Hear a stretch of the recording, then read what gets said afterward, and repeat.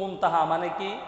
সমাপ্তি সূচক বড়ই গাছ, একটা বর্ডার, দুনিয়ার জগতের সর্বশেষ, দুনিয়ার জগৎ এবং সাত আসমানের সর্বশেষ যে বর্ডারটা আছে ওইটা সিদরাতুল মুনতাহা। আবার এরপরে যার একটা জগৎ আছে ওই জগতের নিচের দিকে সর্বশেষ বর্ডার হলো সিদরাতুল মুনতাহা, সমাপ্তি সূচক বড়ই গাছ যেটাকে বলা হয়।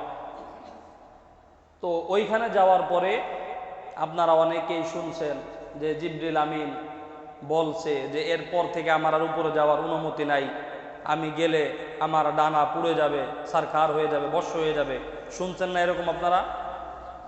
এই যে রেওয়ায়াতগুলো আছে, বর্ণনাগুলো আছে, এগুলা ভিত্তিহীন, দুর্বল, এগুলার কোনো শক্তিশালী কোনো বর্ণনা নাই, এগুলো সব ভিত্তিহীন, দুর্বল।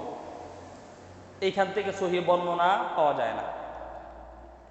এবং জিবরিল আমিন যে রাসূল সাল্লাল্লাহু আলাইহি ওয়াসাল্লাম থেকে পৃথক হইছেন এই ব্যাপারেও সঠিক কোনো বর্ণনা নাই, সঠিক কোনো বর্ণনা নাই। তো জিবরিল আমিন যথাসম্ভব জিবরিল আমিন সাথেই ছিলেন, যদি পৃথক হইতেন তাহলে সঠিক বর্ণনা পাওয়া যেত। তিনি যে পৃথক হয়েছেন এই ব্যাপারে সহি শুদ্ধ কোনো বর্ণনা পাওয়া যায় না। আর ওই যে আমি যাইতে পারবো না, যাওয়ার অনুমতি নাই, আমার ডানা পড়ে যাবে, বর্ষ হয়ে যাব, এইগুলা সব ভিত্তিহীন, দুর্বল, বানোয়াট বর্ণনা। তো এই জন্য ওইগুলা ধর্তব্য না। তো যাই হোক, সিদরাতুল মুনতাহা থেকে এবার উপরের দিকে আল্লাহর রাসূল সাল্লাল্লাহু আলাইহি ওয়াসাল্লাম গমন করবেন। তো আল্লাহর রাসূল সাল্লাল্লাহু আলাইহি ওয়াসাল্লামের সামনে রফরফ নামক একটা বাহন আনা হলো। আল্লাহর রাসূল সাল্লাল্লাহু আলাইহি ওয়াসাল্লাম বলেন, আমার সামনে রফরফ নামক একটা বাহন আনা হলো। আমি রফরফে চললাম, চলতে চলতে আমি একটা জায়গায় গিয়ে পৌঁছলাম, যেই জায়গার নাম হলো শরীফুল আকলাম। শরীফ এটা সরফুনের বহুবচন। শরীফুন শব্দের অর্থ ঠক ঠক আওয়াজ, এরকম ঠক ঠক আওয়াজ। আর আকলাম এটা কলামুন শব্দের বহুবচন, কলম, কলমের ঠক ঠক আওয়াজ হইতেছে। আল্লাহর রাসূল সাল্লাল্লাহু আলাইহি ওয়াসাল্লাম বলেন, আমি আশ্চর্য হয়ে গেলাম। আমি জিজ্ঞাসা করলাম এটা কিসের আওয়াজ? জিবরিল আমিনের থেকে উত্তর আসে, এটা হলো ওই কলমের আওয়াজ যেই কলম দিয়ে আপনার সমস্ত উম্মতের ভাগ্য লিপিবদ্ধ করা হয়। বলেন না সুবহানাল্লাহ। ওইটা একটা কলমের আওয়াজ। কোন কলম? বলে ওই কলম দিয়ে দুনিয়ার সমস্ত মানুষ, আপনার উম্মতের ভাগ্য, তকদির কি করা হয়? লিখা হয়, লিপিবদ্ধ করা হয়। এরপরে আল্লাহর রাসূল সাল্লাল্লাহু আলাইহি ওয়াসাল্লাম তার মাহবুব আল্লাহ তাআলার সাথে সাক্ষাৎ করেছেন। তো এইখানে যে সাক্ষাৎ করেছেন, কথাবার্তা হয়েছে, এটা নিশ্চিত, কোনো সন্দেহ নাই। কিন্তু আল্লাহ তাআলাকে সরাসরি দেখছেন কিনা এই ব্যাপারে দুইটা মতামত হয়ে গেছে, সাহাবীদের মাঝে দুই মতামত। আম্মা জান আয়েশা রাদিয়াল্লাহু তাআলা আনহা তিনি বলেন, এক মতামত, তিনি বলেন দেখছেন। আবার আব্দুল্লাহ ইবনে আব্বাস রাদিয়াল্লাহু তাআলা আনহু তিনি বলেন দেখেন নাই। আল্লাহর সাথে কথাবার্তা হইছে, আল্লাহর সাথে সাক্ষাৎ হইছে, স্বচক্ষে আল্লাহকে দেখছে কিনা সাহাবীদের মাঝে কি হয়ে গেছে? দুইটা মতামত হয়ে গেছে। তো এই কারণে এইখানে আমাদের কারো পক্ষে নিশ্চিতভাবে বলা সম্ভব না যে আল্লাহর রাসূল আল্লাহ তাআলা কি স্বচক্ষে কোনো পর্দা ছাড়া আল্লাহ তাআলাকে কি দেখছে কি দেখে নাই, এই ব্যাপারে সরাসরি কোনো কিছু বলা সম্ভব হইতেছে না। কারণ সাহাবীদের মাঝে কি হয়ে গেছে? দুইটা মতামত হয়ে গেছে, ইখতিলাফ হয়ে গেছে। তো যাই হোক, এই যে একটু আগে কলমের কথা বললাম, যে কলম দিয়ে ভাগ্য লিপিবদ্ধ করতেছে, আল্লাহ তাআলা দুনিয়ার ভিতরে সর্বপ্রথম কি সৃষ্টি করেছেন? সহিহ মুসলিমের ভিতরে এসেছে, আউয়ালু মা খালাকাল্লাহুল খালক আল কলাম। অপর আরেক বর্ণনায় এসেছে আউয়ালু মা খালাকাল্লাহুল কলাম। আল্লাহ তাআলা সর্বপ্রথম দুনিয়ার ভিতরে যা সৃষ্টি করেছেন তার নাম হলো কলম। কিছু কিছু মানুষ আছে, এরা বলে যে আল্লাহর রাসূলের নূর নাকি সর্বপ্রথম সৃষ্টি করা হয়েছে। আউয়ালু মা খালাকাল্লাহু নূরি বলা হয়। কিছু কিছু মানুষ বিশেষ করে যারা মাজার পূজারী আছে, মাজারপন্থী যারা আছে, সিন্নিখোর জিলাপিখোর যারা আছে, এরা বলে যে সর্বপ্রথম নাকি আল্লাহর রাসূল সাল্লাল্লাহু আলাইহি ওয়াসাল্লামের নূর সৃষ্টি করা হয়েছে। কিন্তু এই যে বর্ণনাটা আছে, এই বর্ণনাটা নিতান্তই দুর্বল। কিন্তু আউয়ালু মা খালাকাল্লাহুল খালক আল কলাম, এটা সহিহ মুসলিমের ভিতরে এই হাদিসটা এসেছে। এই বর্ণনাটা শক্তিশালী। অতএব আমরা এইটাই গ্রহণ করতে পারি, ধরতে পারি যে আল্লাহ তাআলা সর্বপ্রথম দুনিয়ার ভিতরে কি সৃষ্টি করেছেন বলেন? কলম সৃষ্টি করেছেন। আল্লাহ তাআলার সাথে তার হাবিবের সাক্ষাৎ হয়, অনেক কথাবার্তা হয়। আল্লাহ তাআলা তার হাবিবকে বলেন, হাবিব, তায়েফের ময়দানে আপনি বলেছিলেন যে আমি আপনাকে একাকী ছেড়ে দিছি। না না, আমি আপনাকে একাকী ছেড়ে দেই নাই। আমি আল্লাহ আপনাকে মিরাজে আগমন করিয়েছি এবং আমি আপনার আলোচনাকে এই সারা দুনিয়াবাসীর কাছে উঁচু করে দিতেছি। মানুষ যেইখানে আমার নাম স্মরণ করবে, সাথে সাথে আপনার নামও তারা স্মরণ করবে। আমরা কালিমা পড়ি লা ইলাহা ইল্লাল্লাহ, আবার সঙ্গে সঙ্গে আমরা পড়ি মুহাম্মাদুর রাসূলুল্লাহ। আবার আমরা নামাজ পড়ি, নামাজের ভিতরে আল্লাহ তাআলার নাম উচ্চারণ করা হয়। আবার দেখেন নামাজের ভিতরে রাসূলের উপরে দুরূদ পাঠ করা হয়। আযানের ভিতরে আল্লাহ তাআলার নাম ঘোষণা করা হয়। আবার সাথে সাথে তার হাবিব মুহাম্মদ সাল্লাল্লাহু আলাইহি ওয়াসাল্লামের নামও ঘোষণা করা হয়, উচ্চারণ করা হয়। এটাকেই আল্লাহ তাআলা কুরআনুল কারীমের ভিতরে বলেছেন, ওয়া রাফা'না লাকা যিকরাক, আমি আপনার আলোচনাকে এই সারা দুনিয়াবাসীর কাছে উঁচু করে দিলাম। বলেন না সুবহানাল্লাহ। আল্লাহ তাআলা ওই যে তায়েফের ময়দানে, এইটার আলোচনাটা একটু পিছনে, এই আলোচনা আপনাদের সাথে করি নাই। আল্লাহর রাসূল সাল্লাল্লাহু আলাইহি ওয়াসাল্লাম তায়েফের ময়দানে মক্কা থেকে যখন নিরাশ হয়ে মানুষ ঈমান আনতেছে না, ইসলাম গ্রহণ করতেছে না, বিভিন্ন ধরনের নির্যাতন করতেছে, বিভিন্নভাবে উত্তক্ত করতেছে, তখন অপারগ হয়ে কি করছেন? তায়েফে গমন করছেন। তায়েফের ভিতরে দীর্ঘ 1 মাস ওইখানে দাওয়াতের কার্যক্রম চালিয়েছেন। আল্লাহর রাসূল ভাবতেছিলেন যে হয়তোবা তায়েফে গেলে ওইখানের কিছু মানুষ আমার উপরে ঈমান আনবে, আমার কথা শুনবে, আল্লাহর উপরে ঈমান আনবে, ইসলাম ধর্ম গ্রহণ করবে। কিন্তু দীর্ঘ 1 মাস ওইখানে দাওয়াতের কার্যক্রম চালিয়েছে, কিন্তু একজন মানুষও ইসলাম গ্রহণ করে নাই।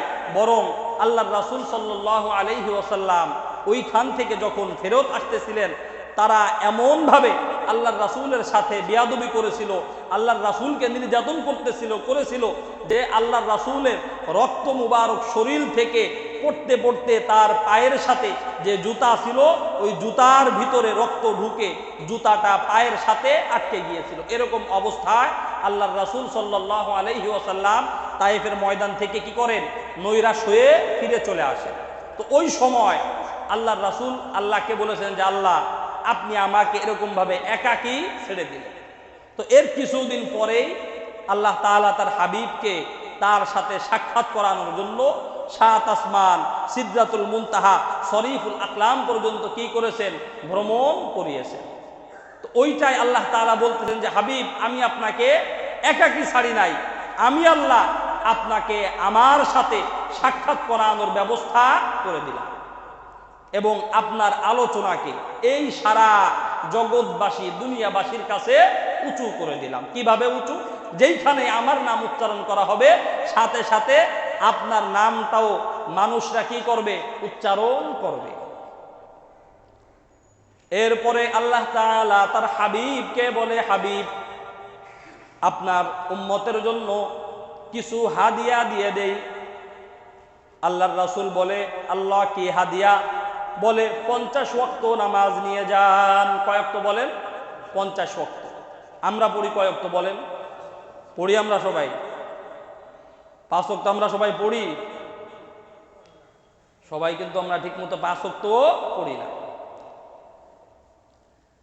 আল্লাহ তাআলা যখন তার হাবিবকে 50 ওয়াক্ত নামাজ দিয়ে দুনিয়ার দিকে পাঠিয়ে দিলেন, যখন ষষ্ঠ আসমানে আসলেন, মুসা আলাইহিস সালাতু ওয়াস সালামের সাথে সাক্ষাৎ।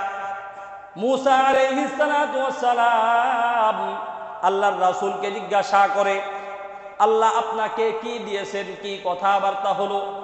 বলে অনেক কথাবার্তা হয়েছে, আর হাদিয়া হিসেবে আমার উম্মতকে 50 ওয়াক্ত নামাজ প্রদান করেছেন। মুসা আলাইহিস সালাতু ওয়াস সালাম বলেন, সর্বনাশ, উম্মত কেমন আমি জানি, আপনার উম্মত 50 ওয়াক্ত নামাজ আদায় করতে পারবে না, আল্লাহর কাছে যান কমিয়ে আনেন। বর্ণনার ভিতরে এসেছে 5 ওয়াক্ত, কোন বর্ণনায় 10 ওয়াক্ত নামাজ কমিয়ে আনেন।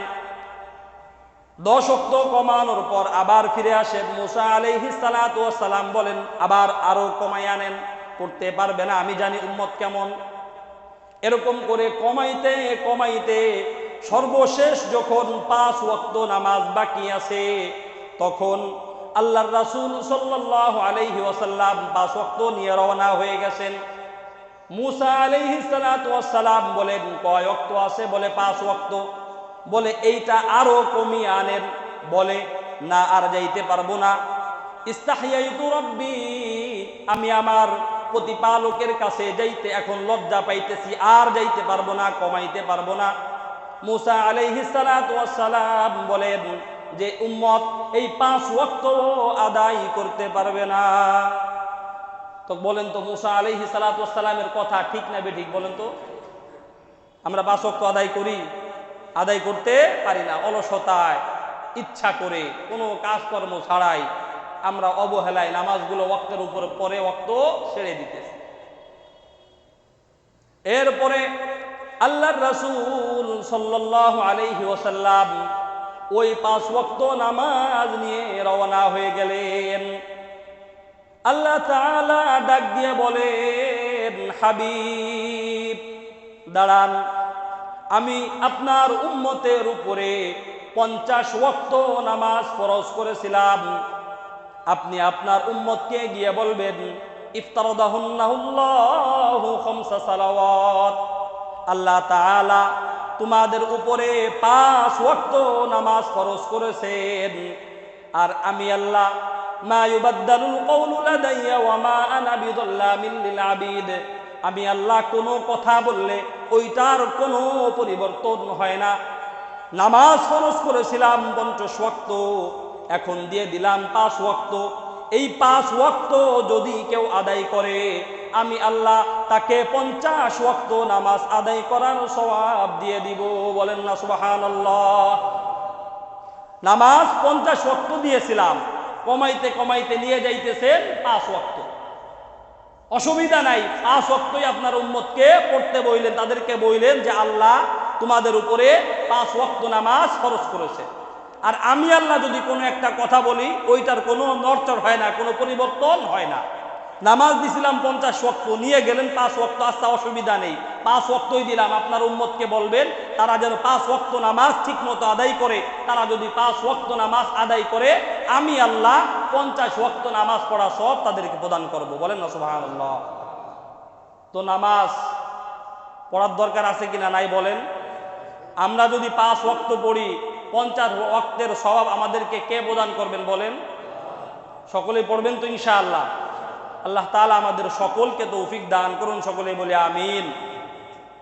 এরপরে আল্লাহর হাবিব সাল্লাল্লাহু আলাইহি ওয়াসাল্লাম সকল আসমান অতিক্রম করে তার বাহন বুরাকে করে বাইতুল মুকদ্দাস, বাইতুল্লাহর দিকে আসতেছেন।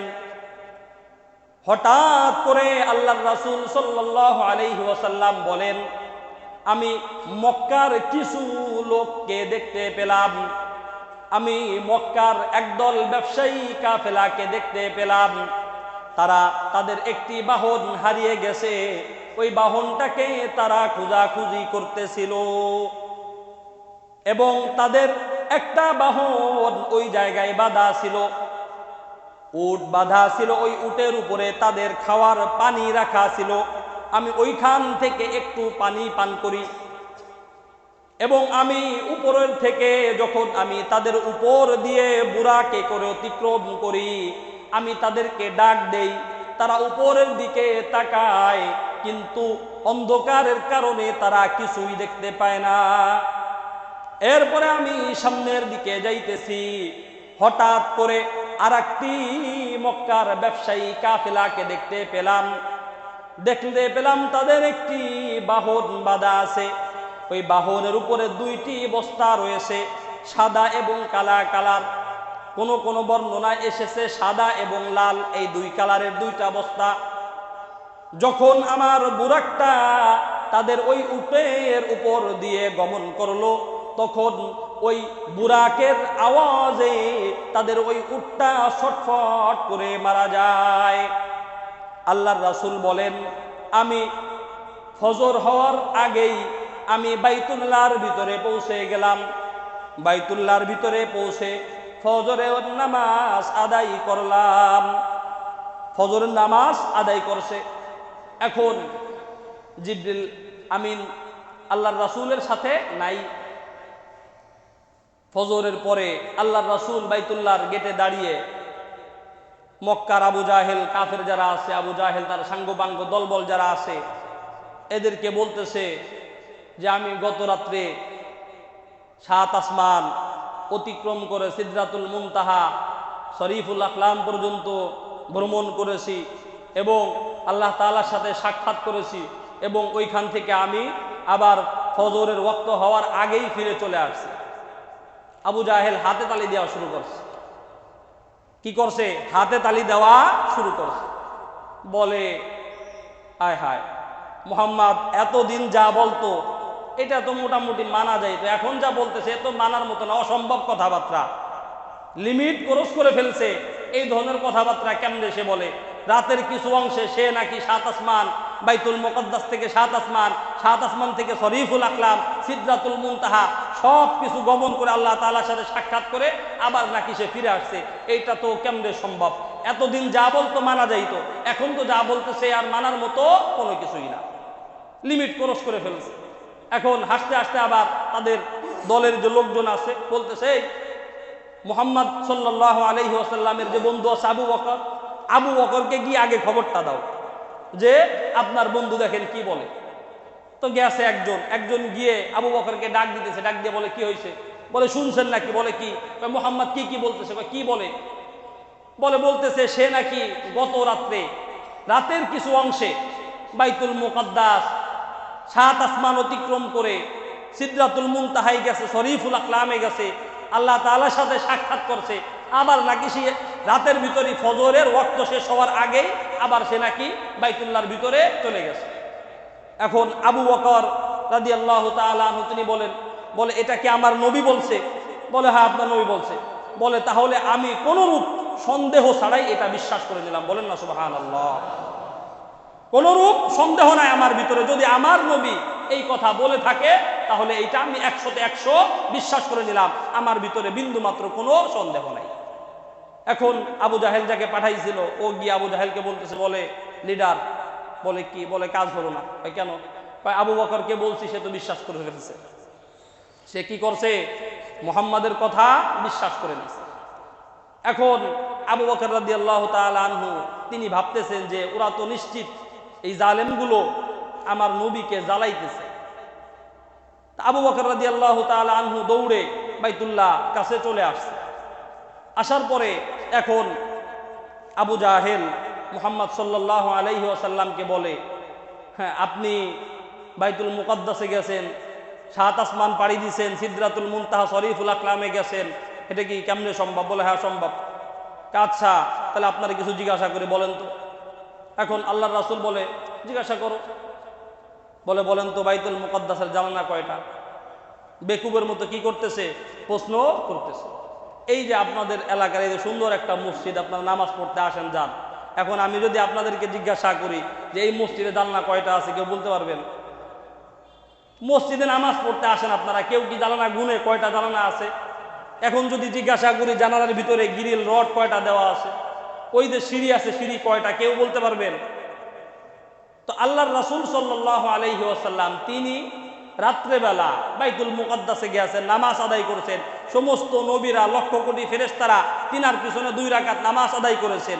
সব কিছু তো সত্য, কিন্তু আল্লাহর রাসূল কি মসজিদের দরজা কয়টা, জানালা কয়টা, গ্রিল কয়টা, সিঁড়ি কয়টা, এটা কি গুনছেন তিনি? চিন্তায় পড়ে গেছে। আল্লাহর রাসূল সেজদায় পড়ে গেছে। জিবরিল আমিন উপস্থিত।